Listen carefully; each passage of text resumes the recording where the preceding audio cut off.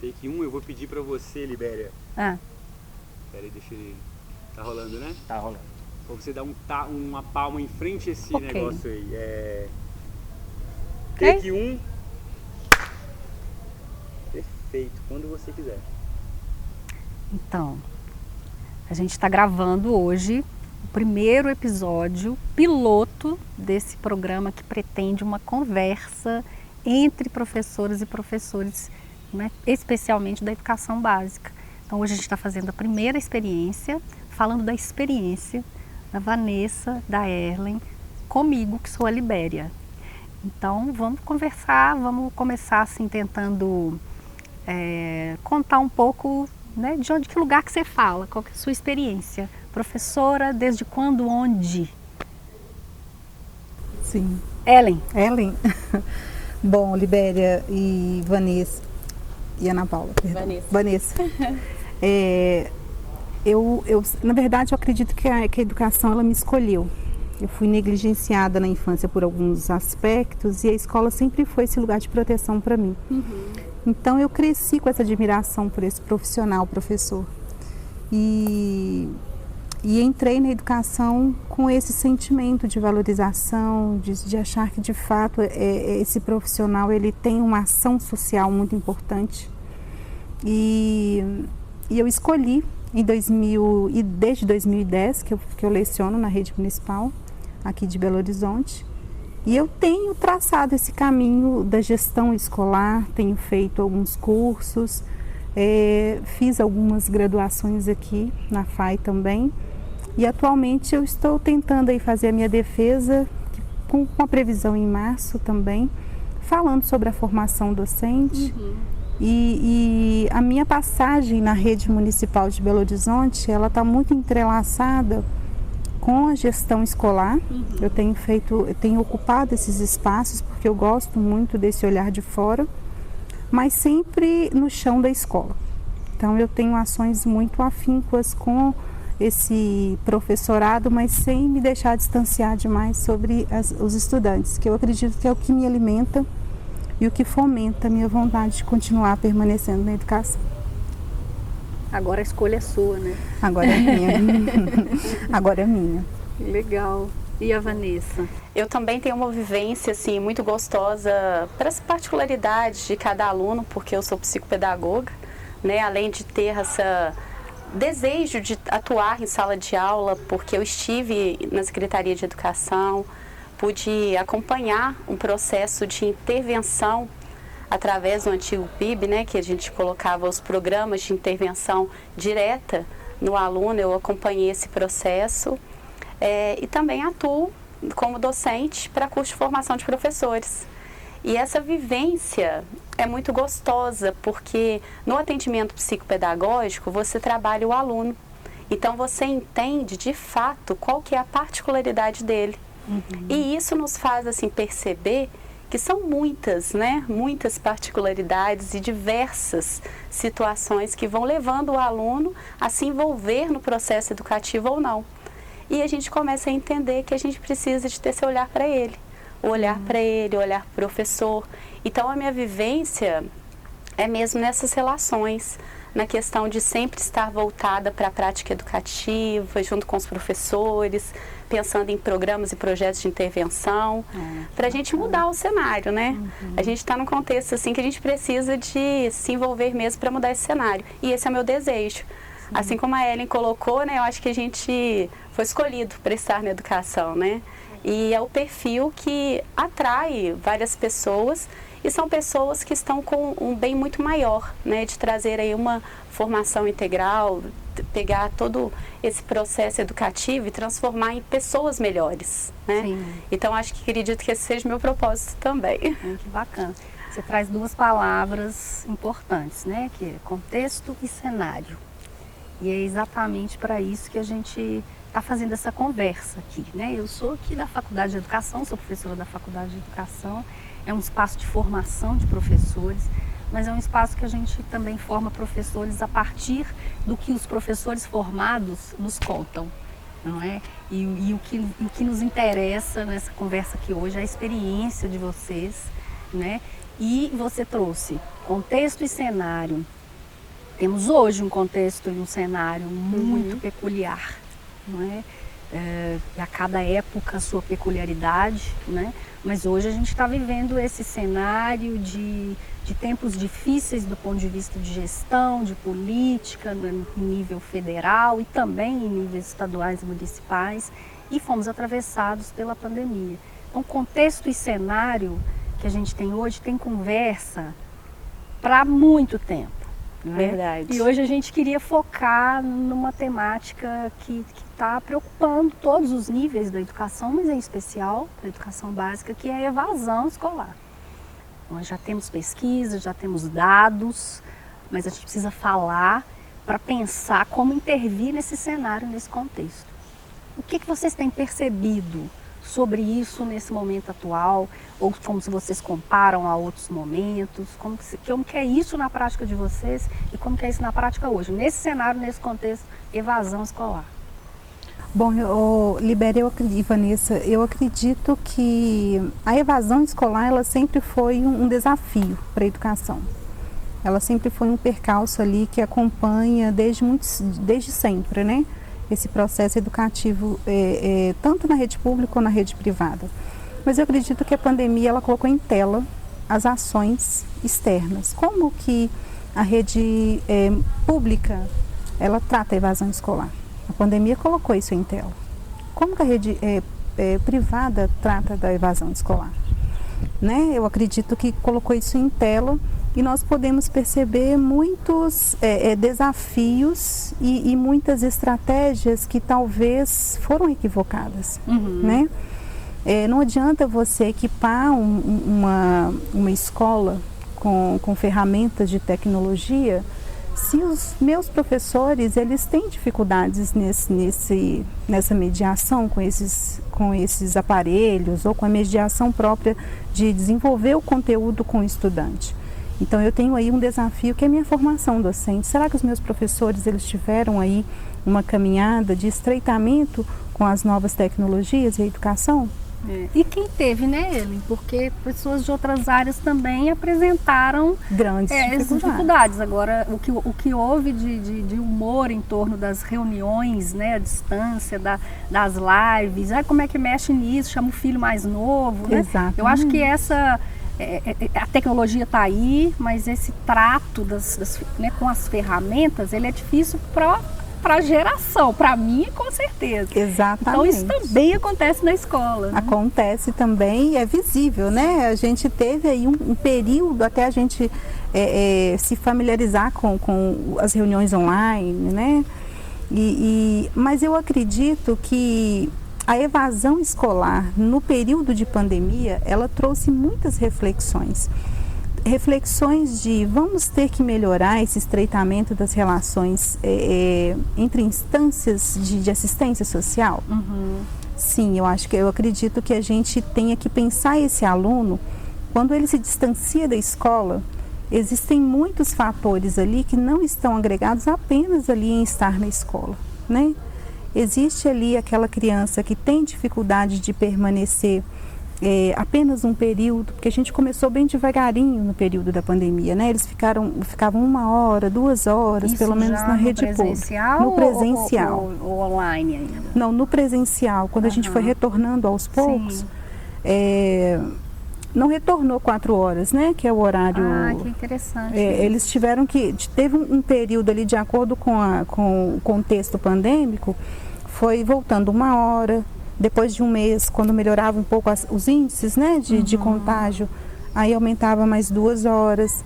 Mas pensando nesse recomeço assim aos poucos e a realidade dos nossos estudantes, pelo menos aqui em Belo Horizonte, nós tivemos essa dificuldade. Os estudantes tinham essa dificuldade de ir para a escola e ficar apenas 1 hora, 2 horas. Porque os pais, na maioria desses estudantes, trabalham 8 horas por dia. Então, teve que, e eu acredito que esse reforço só teve, de fato, né, Vanessa, essa eficácia em relação à permanência do estudante quando se estendeu o tempo integral. Assim. Né, que são as escolas em tempo integral, porque tem essa nuance de permanência desse estudante, tanto para alimentação, tanto da permanência, da proteção em relação ao lugar onde ele mora. Então, eu acredito que precisou-se mais estreitar essas relações com o CRAS, com o Conselho Tutelar, com a Regional de Saúde, porque os nossos estudantes, eles despontaram muitos olhares em relação a outras necessidades que não eram apenas de ficar na escola. Né? É verdade. Na minha região também, Conselheiro Lafayette, eu pude observar isso, que quando os alunos voltaram, foi uma volta gradativa.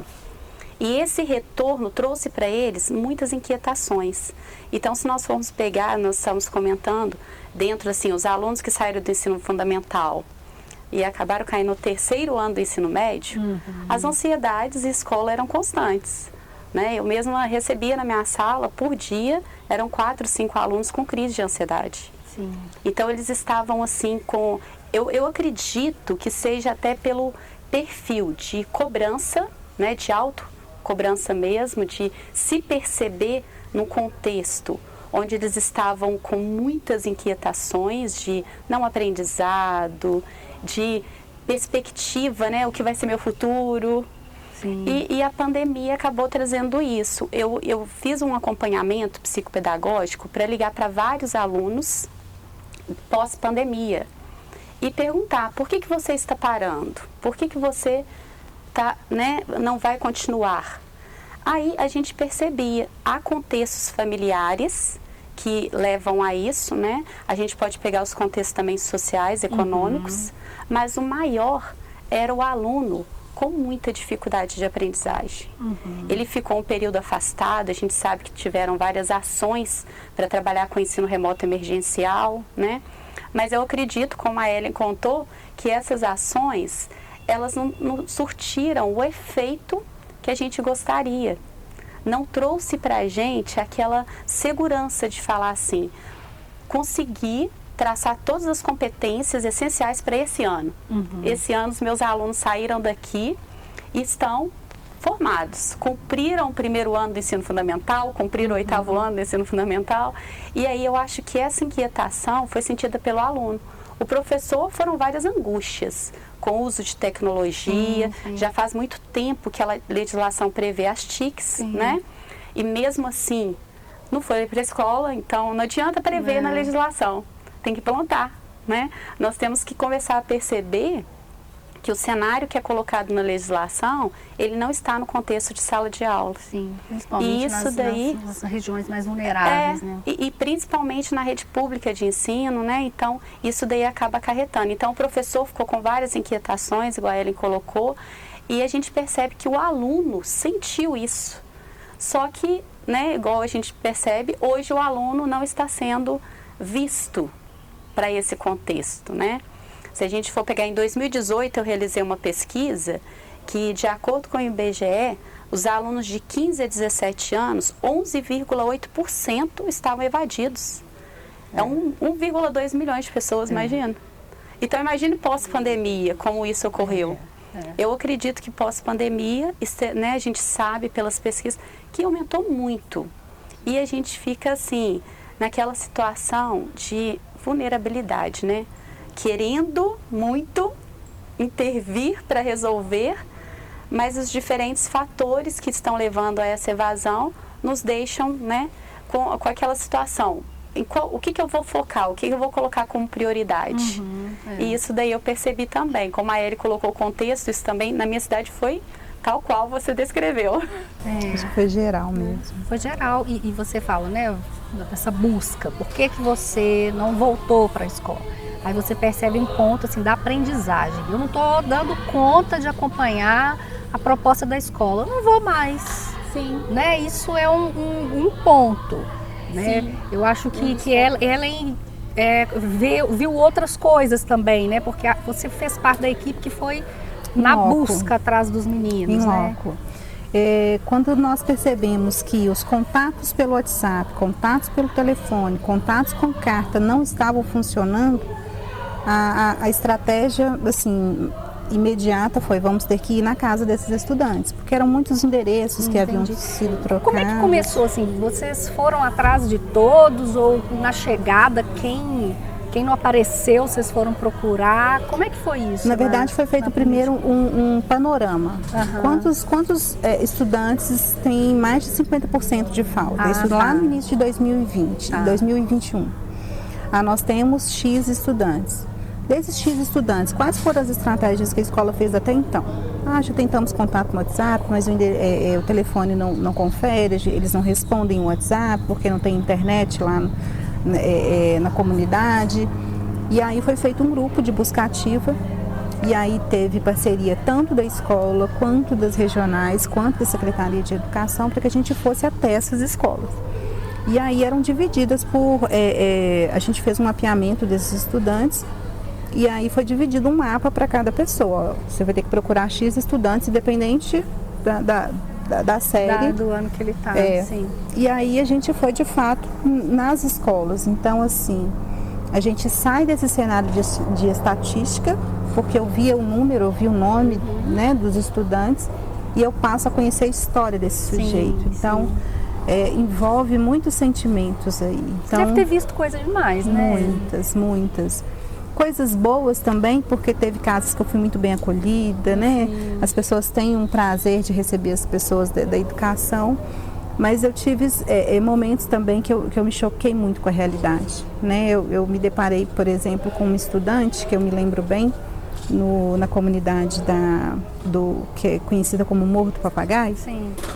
E aí, quando eu procurei, a gente sempre com crachá identificado, né? Porque as comunidades, elas têm um grande respeito pelos professores. Sim. Então, quando a gente chega com identificado, eles nos tratam com muito acolhimento. E ao avistar essa estudante, na verdade, eu perguntei num bar próximo, assim, que eu estava procurando estudante X, e aí o dono desse bar me apontou para essa estudante. E ela estava com uma mochilinha de frente, assim. E quando ela viu o crachá da prefeitura, ela saiu correndo e jogou a bolsinha, e lá tinha alguns pinos, né? Enfim.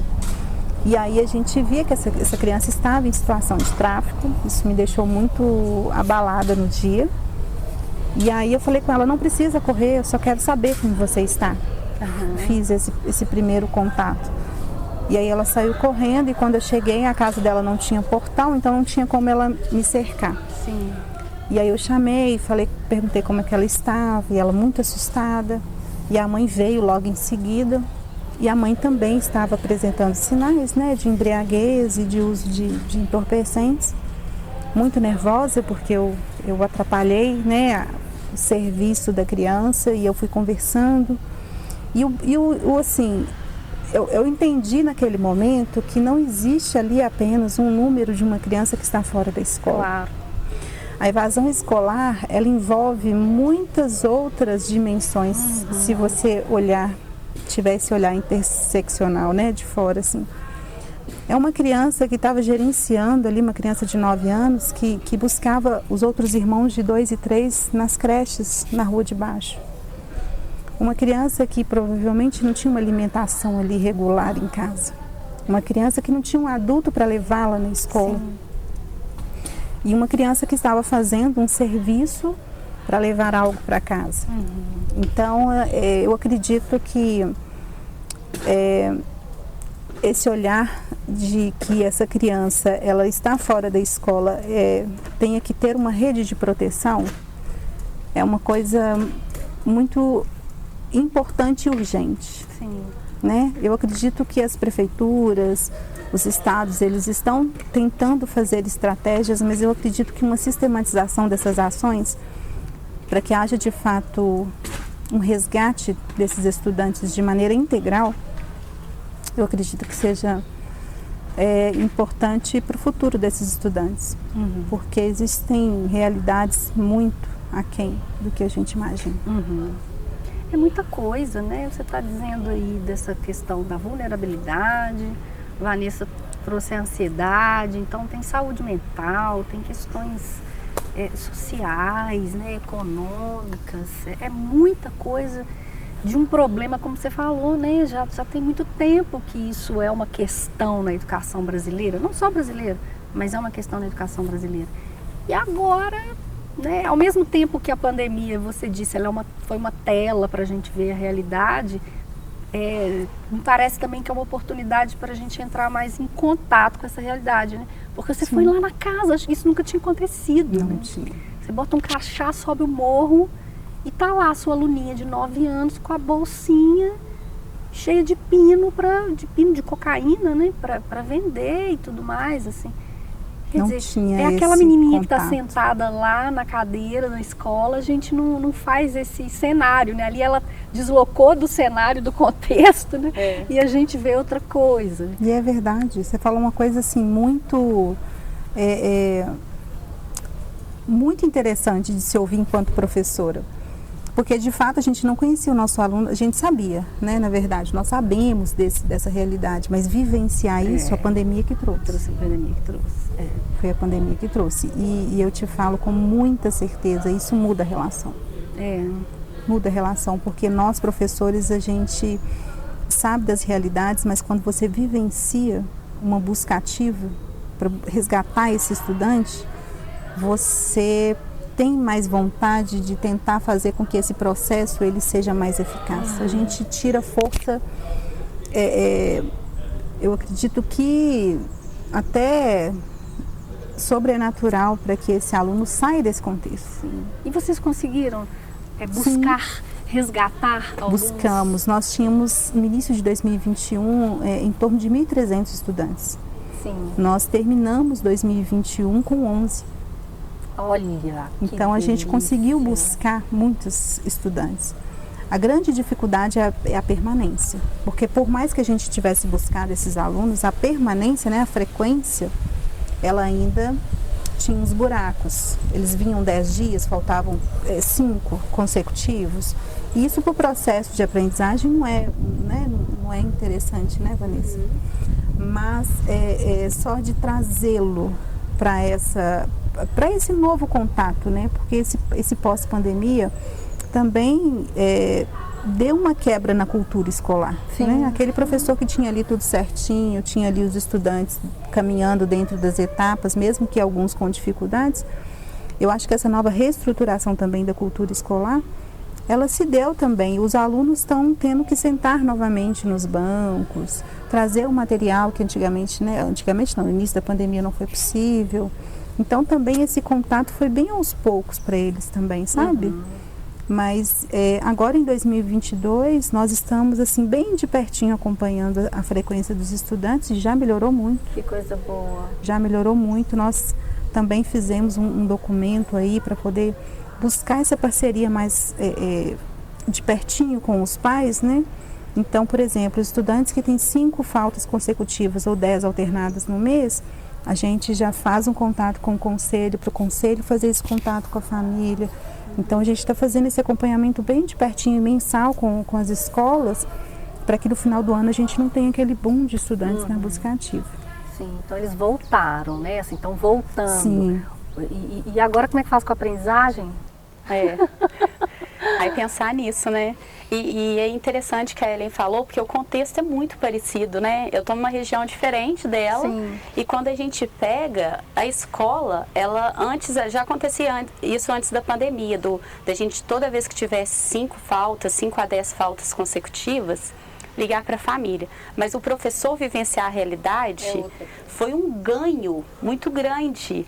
Porque o olhar dele, né, Vanessa? Sofrido. Infelizmente teve que, assim, né? Precisou dramatizar para o professor pensar que vamos pensar nas intervenções, pensar numa prática muito mais acessível às diversidades, né, às particularidades de cada um. E isso daí é muito gostoso a gente perceber, porque no meu cenário foi igual. Quando a gente ouve o aluno, a gente vê essas inquietações que eu comentei com vocês. Mas a gente percebe também que o professor ficou muito mais assim, preocupado pós-pandemia. Ele viu que a comunidade estava precisando do apoio, porque a gente pega a família ela traz muita coisa para dentro da escola. Então a gente não consegue desvincular. E esse vínculo da família durante a pandemia e pós-pandemia, ele trouxe muitas mudanças. Hoje o pai e a mãe entendem que o filho, não vou cobrar muito dele, porque se eu cobrar demais, ele pode reagir de uma forma que vai prejudicá-lo, né, no aspecto da saúde mental que você comentou. E aí a gente vê que, além desse contexto da família que leva a criança a sair da escola, tem também esse outro contexto da família que protege demais e coloca um contexto que a gente não consegue agir com a criança. A criança acaba tendo muitos aspectos emocionais, né, que vão afetando ali no processo de ensino-aprendizagem dela e que o professor tem dificuldade de trabalhar. Ele dá crise de ansiedade no dia da prova e no outro dia ele usa o celular na sala de aula. Ou às vezes ele dá crise de ansiedade no dia da prova, ou se a gente for pegar uma faixa etária menor, ele tem uma conversa constante com os alunos que ele não está interessado no processo de aprendizagem. Aí o professor entra naquele contexto, é descaso? Ou de fato é alguma situação que está levando ele a ter esse comportamento? Então eu vejo que, além de todos os aspectos que a gente citou, o aprendizado ele tem muitas nuances ali que vão tirando, né? Hoje, para o professor envolver o aluno, ele tem que ser praticamente um artista. Né? E quando que o professor não teve que ser um artista, gente? E hoje mais ainda, né? E hoje mais ainda, que a disputa dele hoje não é só igual a Ellen comentou. Antes o professor estava habituado ali, com aquela cultura de sala de aula. Eu já tinha os meus alunos, a turma já funcionava super bem. Minha turma não tem problema nenhum. Hoje eles já não conseguem falar isso, né? Mas é interessante, assim, que eu tenho escutado algumas professoras e com essa diversidade absurda, né, que vocês trazem, um caso que você trouxe, né, os professores, eles estão querendo intervir nessa realidade. Que eu não tenho escutado, assim, claro que eu não estou escutando todos os professores do mundo, né, do Brasil, mas eu não tenho escutado assim, não tem jeito não, eu vou largar. Não, eu tenho escutado assim, gente, o que nós vamos fazer? Vamos mudar isso, vamos inventar, é isso né? mesmo. Vamos mostrar que a gente de fato é artista e dentro do possível, porque a maior parte dos problemas ele está num outro lugar que você disse aí, de interseccionalidade, políticas, né? As questões, o caso dessa menina, isso é uma questão para a escola resolver. A parte da escola é ir lá atrás dela, mas e ela voltou em falar nisso? Voltou. Ela voltou, que Graças, incrível. eu fiquei tão feliz. Porque a gente acaba trazendo a gente cria uma relação. Sim. Eu criei uma relação com os meus estudantes de busca ativa. Quando essa estudante voltou, eu tive que ficar. Eu fiquei olhando da porta o dia que ela voltou. O primeiro dia que ela voltou. E aí todas as vezes, né, que eu ia à escola, eu voltava de novo para ver se essa menina estava de novo na escola, dentro da sala dela. E claro, com algumas dificuldades, sim, de aprendizagem, sim. É uma estudante que precisa ali de um acompanhamento mais de pertinho, mas é uma estudante que está na escola. Uhum. Então valeu a pena. Sim. Eu estou até sentindo a satisfação dela. É gostoso demais. Eu também estou satisfeitíssima de saber que ela voltou. Eu senti essa satisfação só de você falar. E nós conseguimos uma ação com o Conselho Tutelar, então a mãe também está recebendo ajuda, que bom. Sabe? Que nós acreditamos que se a mãe receber uma ajuda, o resto da família consegue ter uma estrutura emocional melhor, que são crianças muito pequenininhas. Ela tem uma irmãzinha de 4 e uma de 2. E moram as 4, né? A mãe mais as 3 crianças. Então, e a gente tentou outras coisas também com o CRAS, então ela está recebendo uma cesta básica. Que bom. Então são coisas... Em breve vai haver um portão nesta casa. Amém. Né? Amém. Porque quando você fala que não tem portão, eu falo, gente, não tem borda nenhuma. Não tem. Não tem borda, Não tem. né? Então, assim, quem sabe, né, fruto dessa sua chegada lá, né, algum portão ali se estabelece para poder colocar mais borda nessa. Tomara que a gente consiga, né? Tem algum outro caso, assim, que você lembre? Teve uma criança de 13 anos que ela não estava indo na escola e quando eu fui fazer a visita em loco, ela estava grávida. 13 anos. 13 anos. Ela estava grávida.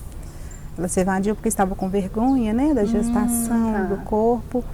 E aí eu fui nessa casa e só tinha ela e a avó, que é a avó que cuidava. E a avó era cadeirante. Então, quando eu cheguei, a casa estava, né, precisando de cuidados de limpeza. E ela ficou muito assustada, né, quando eu cheguei. Os pais não, na verdade a mãe não mora aqui e o pai, ele está preso. Então foi um baque também, porque quando eu cheguei a criança já estava quase nascendo, ela não tinha nada. Então eu vou com o olhar de buscar essa criança para a escola e eu vou me envolvendo com a história. Gente, mas como que esse menino vai nascer? Não tem nenhum berço, não tem nada. E aí a gente teve que acionar o conselho, né, pela idade, para poder investigar como que foi essa gravidez. Então, enfim, eles nos recebem com muito acolhimento, mas também com receio de que isso vai dar, sabe, gerar alguma coisa, algum processo. Mas foi um caso também que me deixou bem mexida. Claro. Ela já ganhou a criança, já teve o período, né? Mas pelo menos nós conseguimos que ela fizesse, que a gente levasse as atividades para ela, para ela não perder o ano. Então a gente conseguiu levar as atividades, mesmo que ela não pudesse voltar, até a criança ter 4 meses, né, que é o período, e aí para ela retornar, só que ela tem muita dificuldade de permanecer, é uma estudante que a gente vê de longe, que tem dificuldade da permanência, mas ela vai em alguns momentos. A gente tem buscado ajudá-la com trabalhos, né, no ano passado ela teve que fazer um trabalho de recuperação grande, para não ficar retida. E esse ano também, está nesse mesmo movimento, até ela se estabelecer, porque é uma criança, né? Claro. É uma criança cuidando de outra criança. Mas são essas realidades. Um ponto interessante que você disse em relação ao professor, que eu também percebi na pandemia, é essa valorização do como fazer. Eu acredito que isso veio muito das famílias. Porque conforme a gente foi fazendo esses trabalhos em casa, com os pais, nós recebemos muitos relatos de pais que não sabiam nem ler. Sim. Então, eles vinham muito, nossa, mas o professor é que sabe fazer isso, eu não sei fazer isso. Então, quando a gente começou a voltar no presencial, eu vi esse alívio da família de falar assim, ai, os professores.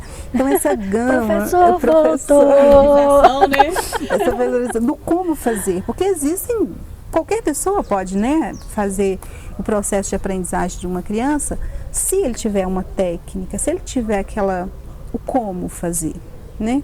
Não é banalizar a profissão do professor. Então eu acho que esse momento que bom que a escola está reabrindo, que bom que vocês estão recebendo, é uma maneira de fazer essa ponte também. E essa vontade eu percebo nos professores. Nossa, essa menina de 13 anos. Muitos professores fazendo, assim, atividades extras, projetos extras, para o aluno não ficar para trás. Né? E a gente tem buscado fazer avaliações diagnósticas com uma periodicidade de 4 em 4 meses. Então faz para a rede toda. O que esses meninos estão sabendo? O que você disse, né? É aprendizagem. A gente está buscando com esses blocos de avaliações diagnósticas tentar nivelar esses estudantes de uma maneira mínima para que eles possam passar, né, nas etapas, que é o 3º, 6º e o 9º. Então, eu acho que existe uma vontade grande de fazer com que esses estudantes eles consigam avançar no período de aprendizagem. E eu acredito também que esse estreitamento com essas outras instâncias, elas tendem a crescer agora, a partir da pandemia. Tem uma pergunta. Sim. Queria perguntar, pode... Peraí. Tá cansado? Já, a mão já tá... Daqui a pouco a gente tá terminando. Eu queria perguntar como é que... porque quando eu era pequeno, né, na escola, eu era da roça, a minha avó falava, meu avô falava que eu precisava muito de ir na escola, que era importante demais, assim, que era uma máxima, assim, faltar de aula era tipo assim, um pecado mortal, assim, sabe? E eu devo ter faltado assim umas 20 vezes em todo o período escolar, porque era assim, ia de chuva e tal, que é tudo. Então tinha uma coisa de ser muito importante para minha escola, porque era uma questão de ascensão, era uma questão de eu ser alguém na vida, etc e tudo mais. Assim, então sempre foi batido para mim um martelo, assim, você precisa ir na escola, para né, não ser igual a gente aqui da roça, etc. Obviamente que a minha realidade é outra, mas eu queria perguntar para vocês o que torna importante, ou como torna importante a escola para esse aluno que não está nela, assim, ou seja, por que não é importante para ele ao ponto dele sair? Claro, tem várias questões, tipo, o aluno tem que sair, vai trabalhar para alimentar a família, tem que sair, teve uma gravidez, assim, ou seja, então outras coisas tornam-se prioridade nesse lugar, né? Mas tinha para mim essa coisa, né? Assim, era importante. Como é que a mobilização para tornar então a escola, esse lugar importante para esse aluno, apesar da diversidade, apesar dela estar grávida, apesar desse aluno que está trabalhando, que está em outra situação, como que esse desafio de transformar a escola, um signo que é importante, que ele precisa ir, que vai transformar de alguma forma, assim, sabe? Porque você falou que de 1000 e tantos, aí vários foram. Como convencer essa professora também que está em formação, né, Larissa? De capturar, né, de captar esse aluno, assim, não sei se ficou claro, mas é um pouco assim, sabe? Sim. Eu vivenciei um projeto, né, que a gente também foi em várias regiões, né, de escolas aí, escolas de áreas de bastante vulnerabilidade e alunos que estavam em contexto de evasão. Quando nós chegamos e percebemos aquele cenário que a escola estava inserida, todo o contexto da família, casou muito bem com o que a Ellen contou. Porque o aluno estava deixando de ir, o pai dele era chefe do tráfico na região. E ele ainda brincou comigo, eu pedi à mãe para levá-lo até a escola, a mãe parecia que era uma pessoa que estava vivendo esse contexto, mas ela queria fugir desse contexto. E o aluno chegou a comentar: ô tia, essa é a minha realidade. Eu não vou ser super-herói, eu vou ser bandido. Aí eu falei com ele, mas você não quer mudar o seu contexto? Por que você não pode entrar no contexto de super-herói? Ele falou: não, tia, não tem jeito. O meu pai é fulano e não tem jeito de eu entrar nesse contexto. Aí eu falei: não, se você permitir, a sua mãe te trouxe, a escola leva a isso, né? Não só a escola, se a gente pegar vários projetos que ocorrem em regiões que estão, né, passando por essa situação, retiram o aluno desse contexto, levam ele para um contexto muito mais tranquilo.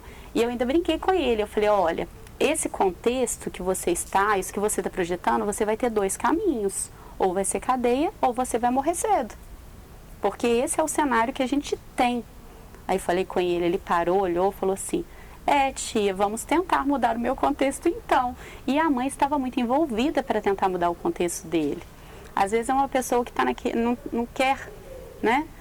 Mas tá, e a gente percebe, a escola, ela é tão importante na vida do ser humano, que a gente pensa, né, quando a Ellen conta que todo o professor foi e fez esse trabalho, você fala 1000 pessoas, a gente pensa assim, né? E trazer. Então, assim, eu acredito que é a situação, assim, 2, né? Eu com ele, eu com a família, isso daí que vai surtir um efeito positivo. Infelizmente, assim, a gente não tem esse cenário constante, não é sempre que o professor consegue ir. Mas o professor é quem traz ali o pontinho de partida, porque depois ele envolve todas as redes de apoio. Mas é o professor que é o canal, né? É ele que direciona.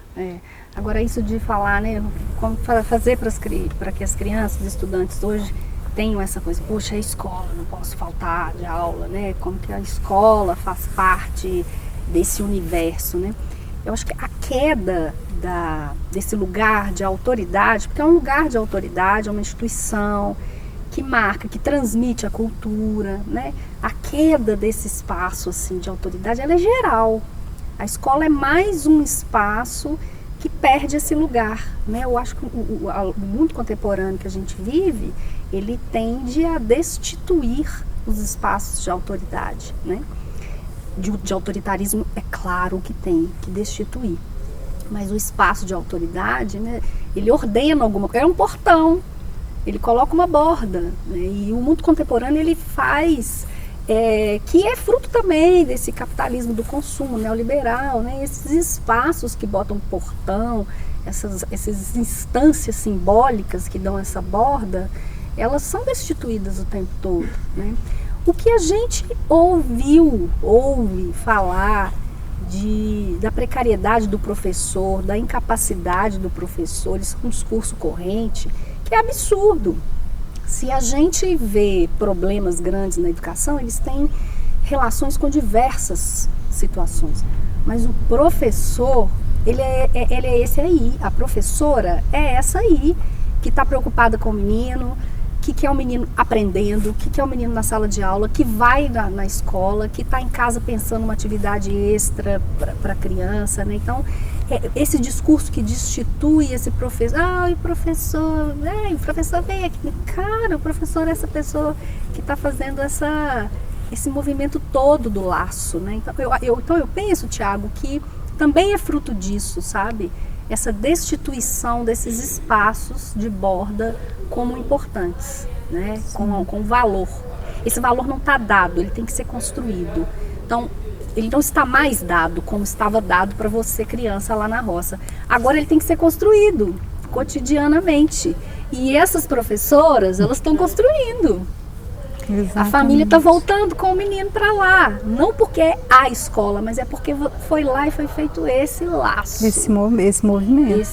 Eu acredito que quando eu coloquei assim como os outros professores, colocamos os nossos tênis e subimos o morro, a gente tirou essa capa, né, de representatividade social, de supremacia ou de uma hierarquização dentro da escola.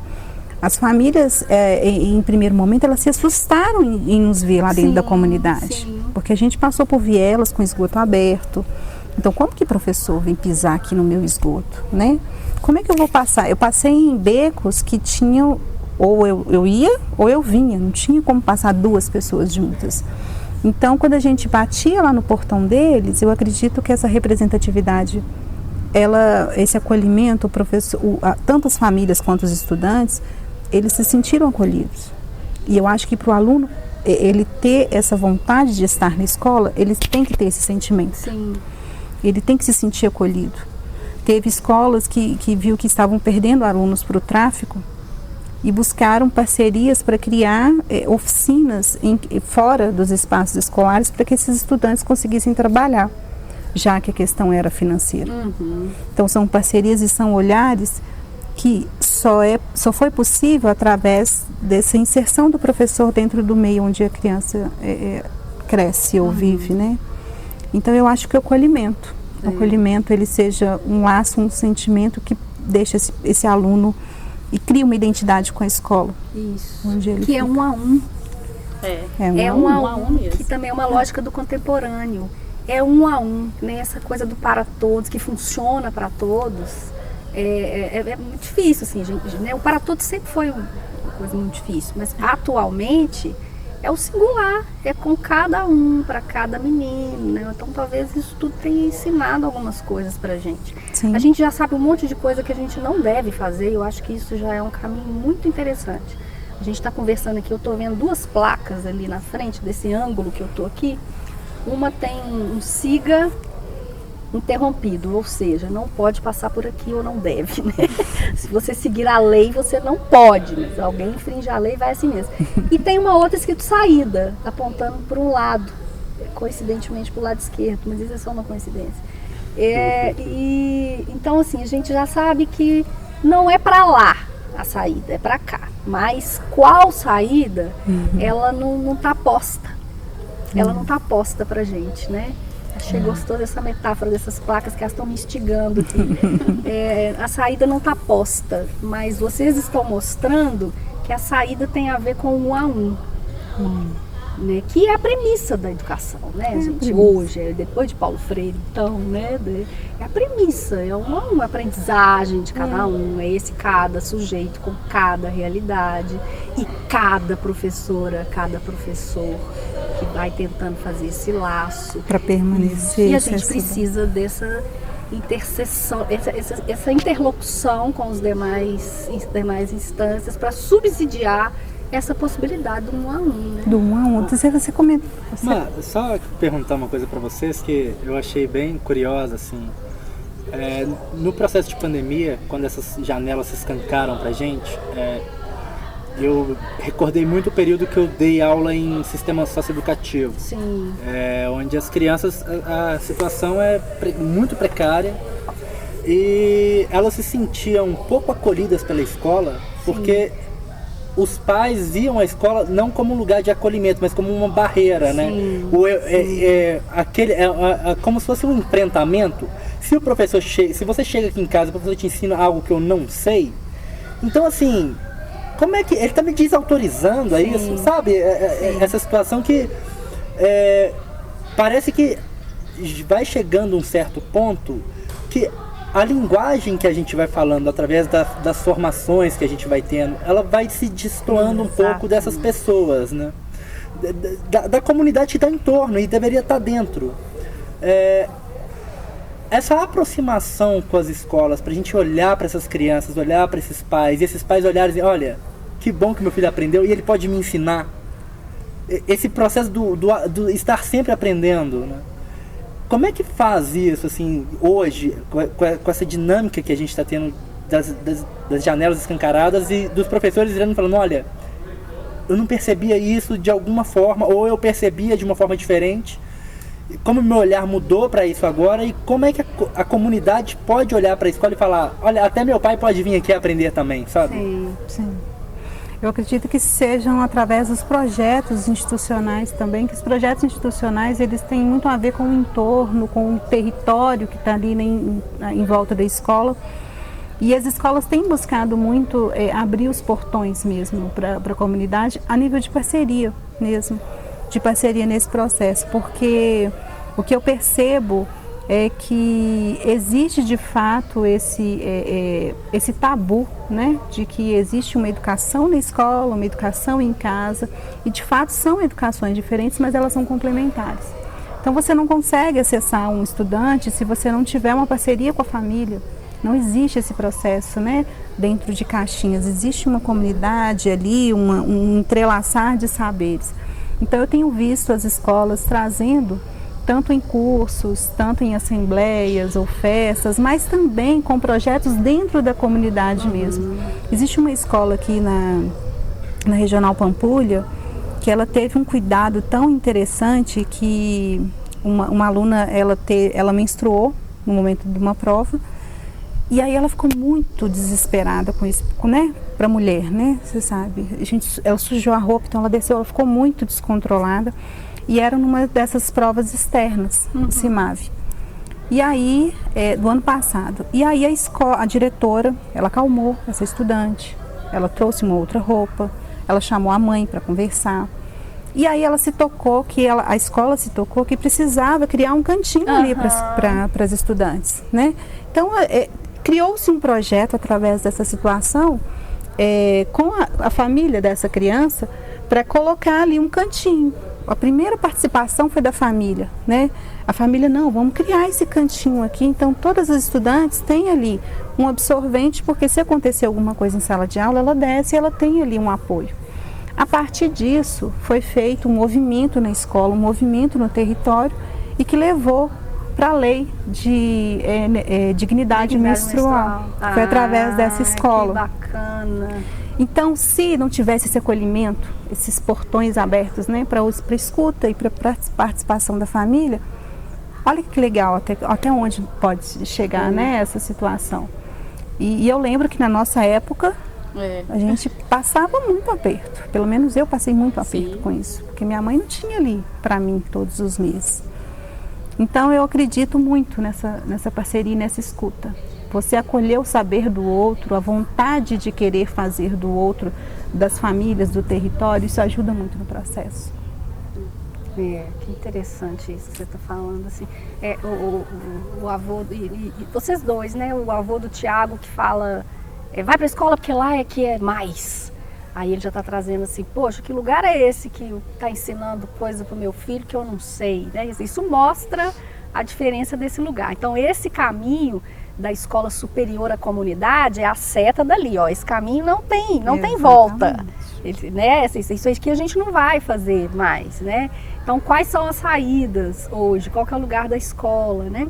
Eu trabalho num projeto também de extensão com estudantes que a escola considera no final do ensino fundamental, terceiro ciclo, considera em risco de evasão, né? Então é um projeto onde eles fazem oficinas de arte, e eles estão lá falando sobre a escola, sobre o lugar da escola, e eles falando um dia assim que para que escola, né? Que não tem nada na escola para aprender, que a escola é chata, que é uma obrigação. Eu falei, obrigação? Escola é um direito, cara. Escola é um direito. Aí tinha uma maçã, coincidentemente, perto. Eu falei, olha só, isso aqui é uma maçã. Na escola, a gente vai descobrir que isso aqui é do reino vegetal, que isso aqui é uma gimnosperma, que ela nasce assim, que ela dá em climas assim, porque o relevo é assim, porque isso aqui. Historicamente, maçã, cara, é um troço, ó, tá na Eva, tá na Branca de Neve. Ela tá aí há muito tempo. Quem estava doente comia maçã. Maçã é uma fruta elitista. E da realidade social, não sei o que, fui falando com ele, tem vitaminas, tem elementos aqui.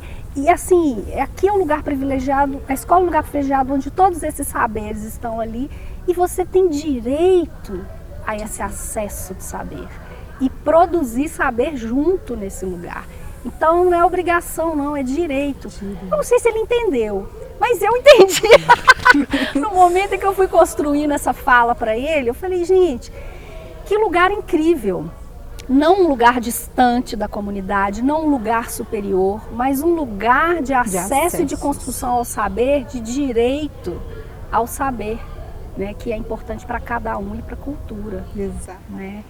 E eu acredito que a pandemia, né, igual ele comentou, a pandemia levou para a família essa situação.